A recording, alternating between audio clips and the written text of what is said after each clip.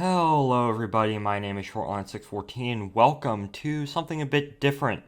Today we are going to be going over the Progress Report 109 for the Kaiserreich mod for Hearts of Iron 4, which is about the upcoming India rework. Now, there's a reason why I'm doing this, and that's because about a year ago there used to be several people who would cover, the Kaiserreich progress updates on YouTube. But for the past few progress updates, for roughly the past year, no one's actually bothered to cover them. And if you don't want to read this and you want to listen to someone talk about it like I would do, then yeah, you probably be interested in this video. But anyways, we're gonna begin. This is of course on the Kaiserreich subreddit. You can pause and read the introduction. It's just basically saying that the India right now in Kaiserreich, it is basically a direct translation from the Darkest Hour version of the mod, and but it functions well. But however, it doesn't really deal with the kind of Hindu-Muslim separation split thing that is ever present in India. So we're going to begin. New India lore. The historical basis for how British India fell apart is still roughly the same. Following British losses in the Great War, forces in India were too depleted to deal with a surge of protests, largely by disparate nationalist and socialist groups who saw an opportunity. Their unrest was enough that the British government elected not to pass the Government of India Act in early 1919. The move was regarded by British administrators in India as a foolish move, and they proved correct. Unrest intensified, culminating in the Istur massacre of April 1919. Sorry if I really mispronounce anything, I'm not Indian. This proved a flashpoint for a widespread Indian revolt. With the British government still fighting against Germany, reinforcements were not forthcoming. Governor General Rufus Isaacs was forced to declare a state of emergency. One thing the colonial government had in its favor was that the rebels were disorganized groups and interests who had fought against each other as much as against the British. This changed in 1921. Fearing an end to the war with Germany could bring reinforcements that Isaac so desperately needed, the Indian National Congress formed a coalition that brought together Muslims, socialists, and nationalists, with the blessing of their spiritual leader, Mahatma Gandhi. At this point, the revolt transformed into an actual civil war. The INC proved a sorely needed organizing force that was able to push the British out of Bengal, which is Bengal's a region in northeastern India? Yeah. And then central India over the next several years. The coalition had its periods of instability, most famously during the Red Summer of 1922, when socialist rebels executed the Maharaja of Transvakur along with most of his family. Until that point, the INC had been attempting to negotiate with the Indian princes and zamindars to prove that they had nothing to fear from their revolution. The execution, however, instilled enough fear that many princes turned to the British for protection, and thus that summer the Socialists led a retaliatory campaign across the north and east, despite the INC's denouncement of their actions. Palaces were ransacked and lands were forcibly taken from the wealthy, and the INC was forced to go along with the idea lest their coalition crumble, despite vocal and repeated commendation by the Mahatma. Many dispossessed princes fled to the British stronghold in Bombay, pledging their wealth to the British cause and revitalizing British resistance for the next several years. By October of 1925, the syndicalist revolution in the United Kingdom had progressed far enough that it was clear the British way of life was coming under threat. Rufus Isaacs consolidated his forces in southern India with no further help coming. He was only able to hold his position with the help of the forces from the powerful princes in Hyderabad and Mysore, and all hope of retaking the north was lost. Similarly, while the rebels had the north and the east, they were stretched thin, and there were signs that their coalition was once again beginning to break down due to infighting. Hoping this meant that they would be receptive to a ceasefire, Isaacs met with INC leaders in Nagpur and drew out an agreement on what was, at the time, supposed to be a 6-month session of hostilities without any further agreement. The INC leaders declared that they would return to retake the temporarily occupied lands of the south, as the ceasefire ended, but to date, that offensive has not yet materialized. Internal divisions in the Azad Hind, the unofficial but increasingly common name for the Free India, grew to arguments over the form of the government the new nation would assume, and specifically the role that the various religions would play.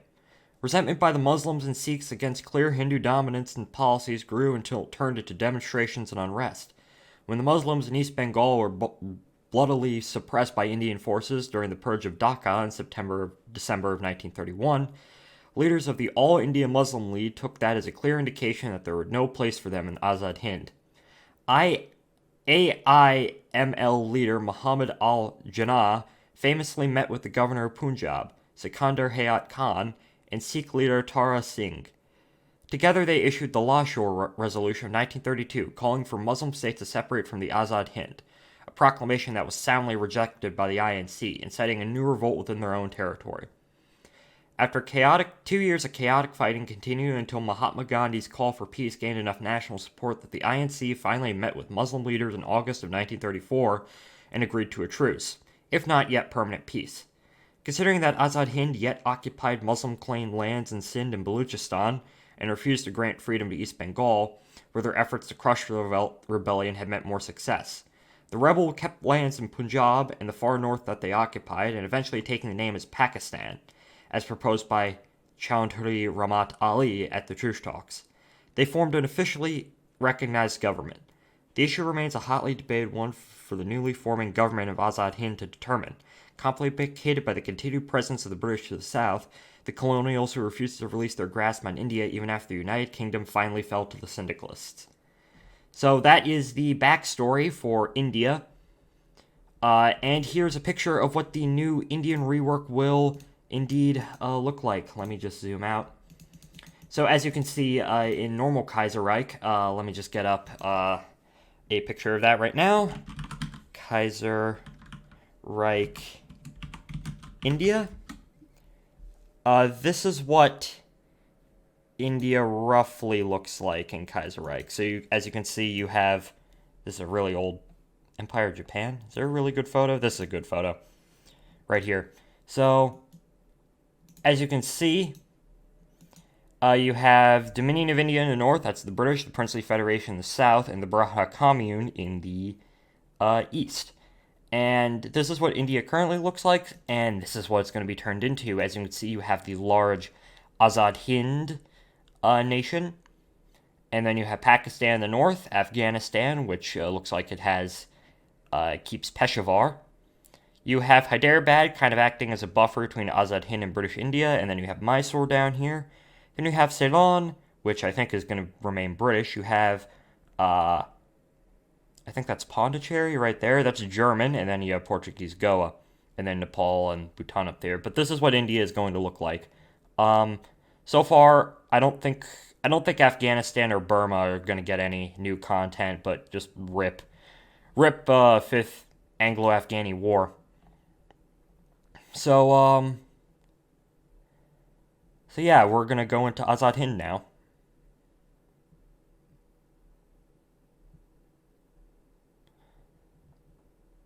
Azad Hind. Azad Hind begins in 1936 as Social Democrat, friendly to the Third Internationale, under the control of the Indian National Congress and its current leader, Sardar Patel. Its next elections are due in 1937, and even if the INC is victorious, it will still need to walk a balancing act between pleasing those on the left, such as the Radical Socialist Hindustan Socialist Republican Alliance, and those on the right, such as the National Populist RSS and the old-school social conservative members of the INC, who oppose the idea of appeasing socialists. These are all present different paths for the INC to follow after its important election, with Azad Hind either veering further left, veering further right, or remaining under INC control and needing to maintain a careful balance between both sides, as a faction between the right and the left could lead to a new civil war, a perfect chance for the British to strike even after a coup. So it looks like that what's going to happen is after this, there's a chance that depending on how the election Azad Hind goes, there might become a civil war over here, which will allow, I guess, Pakistan and, British India to strike. So if you're playing one of those, keep that in mind. Matters in Azad Hind are complicated by the presence of Mahatma Gandhi. Unlike in the current KR, he is not a political leader and cannot never become head of state or a minister. He is a spiritual leader represented by his slot on the minister bar as a person of influence, and through events he will urge the government to walk a peaceful middle path, criticizing them more than they deviate from it. His influence is far-reaching, so he can represent a boom for the government or a significant malice, and a government that veers too far left or right will be ultimately forced into showdown with him, prompting a crisis in the social order.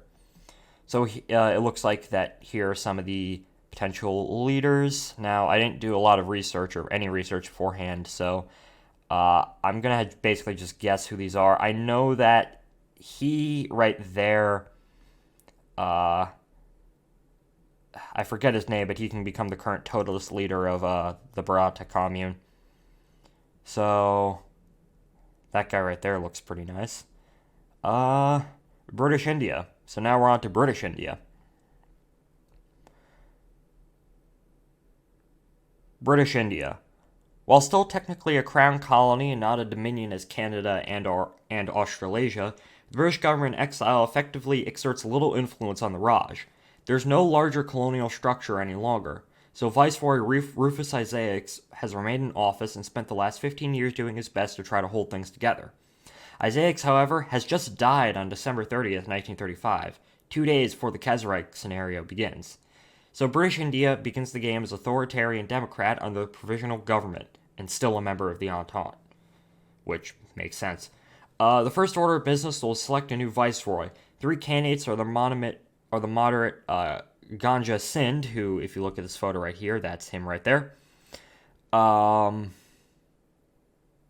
The military man is Hastings Ismay, which is the second guy, or hardline control police officer Charles Tagat, who's, I'm pretty sure it's a third guy.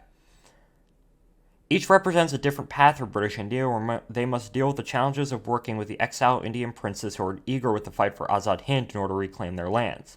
Dealing with local unrest as Indians demand an end to martial law and enactment of political reform, in particular the simmering rebellion in Madras, where British India starts with claims but no cores.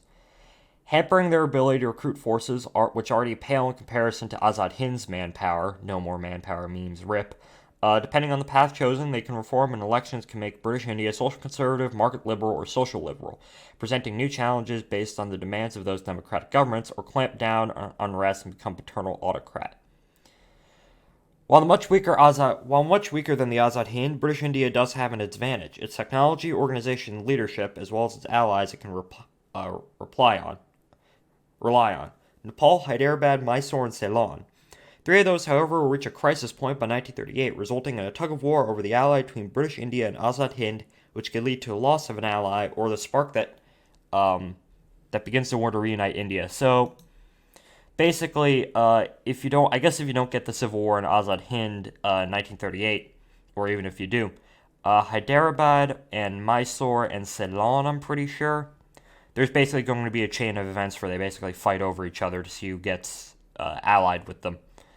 So British India looks like it's actually going to be rather hard to play. That'll be fun. Now, let's go on to some of the other areas. Cylon is no longer in the current Kaiserreich. Cylon is a German colony, and Germany has a focus tree where they can sell it to the Princely Federation, but that's going away with. So, Cylon. Unlike in current KR, Cylon is still under British control. Germany's interest in the area is now represented by its control over the port of Pondicherry in Madras, which is Pondicherry's that little area down there, just west of Mysore on the opposite coast. The island is a smaller version of British India with a separate administration, which begins the game independent and as a member of the Entente.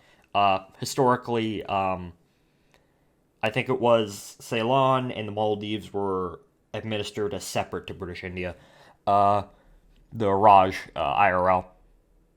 It has faced severe unrest, however, including a riot in 1926 that led to the death of its then governor. His successor, Reginald Edward Stubbs, I love that name, kept the island under tight control with the help of Herbert Dowbiggin, the British head of Cylon's military and right-hand man. Thus, it begins the game paternal autocrat. Cylon is the first of British India's allies to reach the crisis point when, in 1937, a British man by the name of Mark Antony Bracegirdle stirs up the island's laborers and threatened by deportation. The resulting uprising will put the distinctly unready Dowbiggin in charge of Cylon, and British India left deciding will support him or support an authoritarian Democrat Cylese government instead, which might prove a less reliable ally when the war comes. Meanwhile, Azad Hind, could support the uprising, and if it's successful, British India will have lost an ally in the elections and put either a social conservative or social liberal government, native government. That is, of course, if the elections prove successful. If they haven't, and you probably get the civil war, an option that Azad Hind, which has veered left, can support the socialists take power, turning Cylon radical socialist and setting it up as firmly as a third international ally. So it looks like that if Azad Hind, if they go left, far left, they will be able to ally with the Third International, and it also looks like, I don't know how the Cylon thing is going to carry out. This is just a general overview, of course. Obviously, all these countries will get their individual progress reports later on, which I will cover. But I don't know if the kind of revolt in Cylon will be consist of either just an outright revolt where a separate tag spawns, or if it's like Persia where it's just a bunch of decisions. It'll probably be decisions because you kind of need to limit the number of tags. Not like Kaiserreich really cares about that anyways, but this is one that I'm actually looking forward to, and I might actually play because it looks like a pretty interesting spot. This is, of course, Hyderabad, which Hyderabad historically was one of the larger princely states in India that the British kept around, and actually it tried to remain independent after India became independent in the late 40s, but India invaded and then took it over, which, not so good. Hyderabad is under the control of its Nazim, Mir Osman Ali Khan, one of the wealthiest men in the world, who has parlayed the support of the British during the war into greater autonomy. Hyderabad begins the game as a puppet of the British India, but not as a member of the Entente, with Nazim's tight control over the country being represented by a paternal autocrat. There have been few reforms in Hyderabad, and Nazim faces frequent pressure and demonstrations to do so. It will be the second of British India's allies to face a crisis point when in early 1938 the leading party in the Hyderabad Assembly, the pro-Muslim Majlis-e-Ittihad Muslimin (MIM), becomes led by Badahar Yar Jung. Nazim's advisors are alarmed by Young's popularity as well as his ties to Pakistan and the advice that the Nazim intervene and remove him, despite the MIM being supported by the Razakars, a military private militia group which is also quite potent. If the Nazim moves to remove Young, the Razakars can rise up. As I said, I don't know if this is going to be an event or if it's going to be an outright revolt. Probably will be an event, causing chaos even if their coup fails, which Azad Hind could take advantage of. If the Nazim doesn't act, the MIM will make demands to democratize and reduce Nazim's power, making the country social conservative, but also inspiring an uprising by Hyderabad socialists, which Azad Hind could support. If they are successful, they will depose Nazim and turn Hyderabad radical socialist. That's what I want to do. Radical socialist Hyderabad. Because it just sounds like a meme. So that's Mir Osman Ali Khan right there, I'm pretty sure. Hyderabad, I'm pretty sure it's primarily Hindu, but it's ruled by Muslims. You kind of get that a lot in India. So now we get to Mysore, which is this state on the coast down here. Mysore. During the Civil War, Mysore's ruler, Krishna Raja Vadahar the 6th, I think, or 4th, I can't read Roman numerals, initially supported Indian independence, at least until the Red Summer of 1922, when socialist rebels stormed the palace in Transvakur and Mysore was forced to send troops to intervene. After that, Mysore became a stalwart ally of the British, and like Hyderabad, was afterwards rewarded with stewardship over Transvakur and the Malabar coast. Like Hyderabad, Mysore begins a puppet of British India, but not a member of the Entente. Raja is a powerful figure in Mysore, with the government being authoritarian Democrat, but having allowed numerous democratic reforms and a position to do more. Much to the dismay of the British, who hold significant power in Mysore through the presence of General Douglas Gracey, the country's field marshal. The gameplay of Mysore is represented by a constant tug-of-war for power between Gracey and Misla Ismail, the Raja's Dewan, and is head of government, and the figure pushing for further democratization. So, this is the Raja. I'm pretty sure this is Gracey, and this is Misha Ismail. So these can be the three potential leaders. I'm assuming that him right there. Let's see. Let's just continue to read on. Mysore's crisis point will come in early 1939 if the region is not already being plunged into a war. And the country's powerful socialists under the leader P. Krishnapali. Oh, that's P. Krishnapali.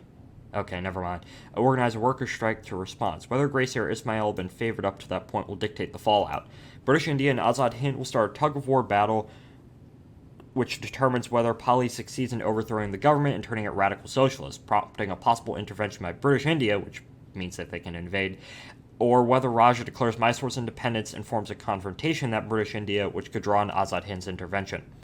Now, here's another one that I'm kind of interested in, which is of Pakistan.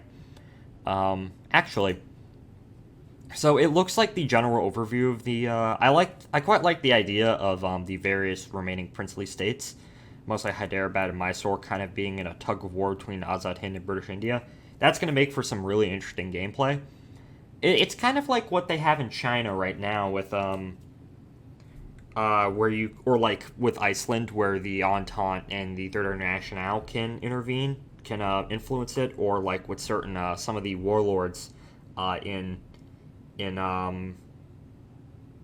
China with like Sichuan, for example. But Sichuan quick, I'm pretty sure that's what it is. Pakistan. Pakistan is a brand new nation, having just selected its name and about to have power transferred by the military to its civilian government, led by the Muslim League and Muhammad Ali Jinnah. At that point, Pakistan will transition from paternal autocrat to market liberal, with the country's first elections planned for mid-1937. Jinnah has his work cut out for him, so technically the war with Azad Hind has never stopped. Remember, it's just a truce. Muslims are calling for the liberation of Sindh, Baluchistan, and even East Bengal, and it's almost certain that at some point the war will heat up again. While no ally of British India, the one thing in Pakistan's favor is knowledge that, if Azad Hind strikes, British India will likely do the same. Similarly, should war begin between Azad Hind and British India, Pakistan would be foolish not to attack. So, it looks like Pakistan, your main focus throughout the game is going to be trying to liberate the Hindu, not the non-Hindu areas of India, which is Baluchistan is down here, East Bengal is over there, that's modern-day Bangladesh, which, fun fact, was actually a part of Pakistan at one point. Sindh is down here, it's this general area down here along the Indus River, so you can become rather large, and there are more maps that I will eventually show you, but there are significant internal problems in the meantime. However, Jinn's Muslim League must contend with the demands of several groups. Conservative Muslims, represented by the Social Conservative Unionists under Sindikar Hayat Khan, as well as the more radical nationalist populists, oh god, under Jamaat-e-Islami under Abdul Allah Miduali, wants Pakistan to be a traditionalist Islamic republic. The Sikhs under leader Tara Singh, who fought alongside the Muslims for their independence and who respect autonomy and religious freedom, which that's either going to take its form in a actual separate tag that will be puppet, or it might just, be like a certain national focus or modifiers on like certain provinces. And even the Khazars under Allama Mishriki, who oppose Pakistan's secession and will fight for a reunion with Azad Hind, which that's particularly interesting because if they take over, then they would unite with Azad Hind, which that makes sense. As the new government is created and decisions made in the lead up to the election, the anger of each of these groups is tracked, and should any of them get too high, the result could be anything from a Sikh revolt, which would either be events or a separate tag. I'm thinking it might be a separate tag, but I'm not too sure.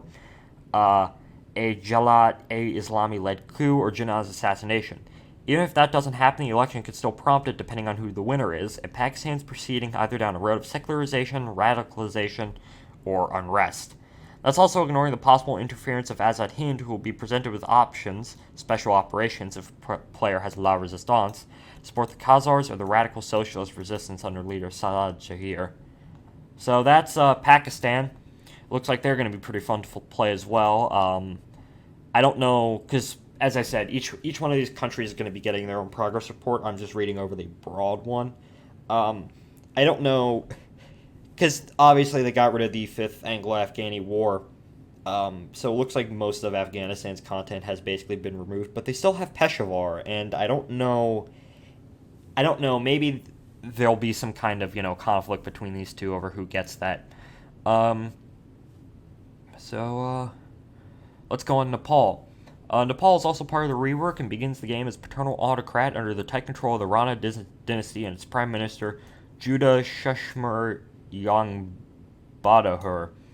King Truphavan is technically still its monarch, although he is a veritable prisoner within the royal palace and its democratic-seeking allies and the Praja Prisha under close watch, which the Ranas are solid allies of British India, not part of the Entente, but there is a mutual guarantee between them, and there's significant friction between Nepal and Azad Hind along their border, especially considering Nepal's seizure of Uttarakhand in northern Bengal during the Civil War, which you can see that Nepal is extra thick right there.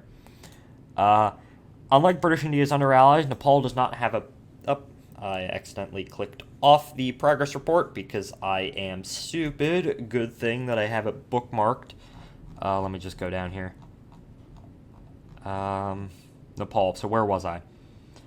It doesn't have a crisis prior to the outbreak of the war with Azad Hind, but once that occurs, Azad Hind has the option to either fund the Praja Prasharand, or if they veered left, the Nepali Communist Party. So we actually have honest-to-God communists in Kaiserreich. I think the only other reference to, like, straight-up, like, Lenin-style communism is the one in Norway, but that just immediately gets disbanded.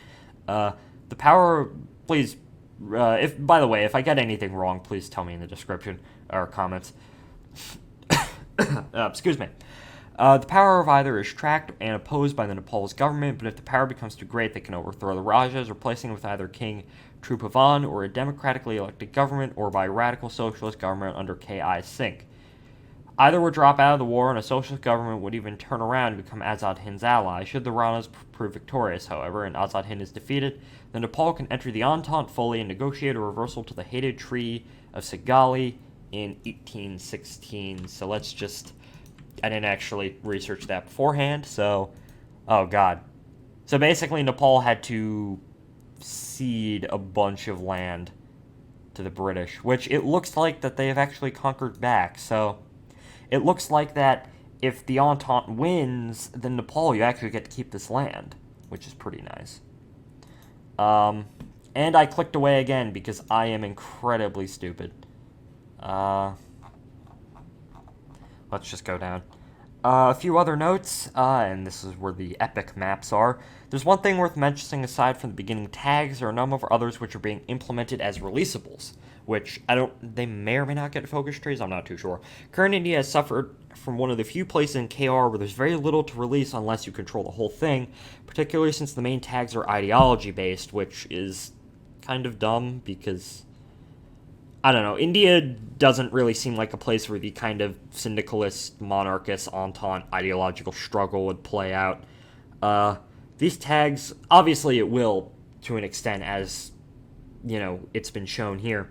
But, obviously, I think the kind of more Muslim, the Hindu thing, and the kind of pro-colonial versus anti-colonial, you know, tension is probably better, but I'm just rambling on.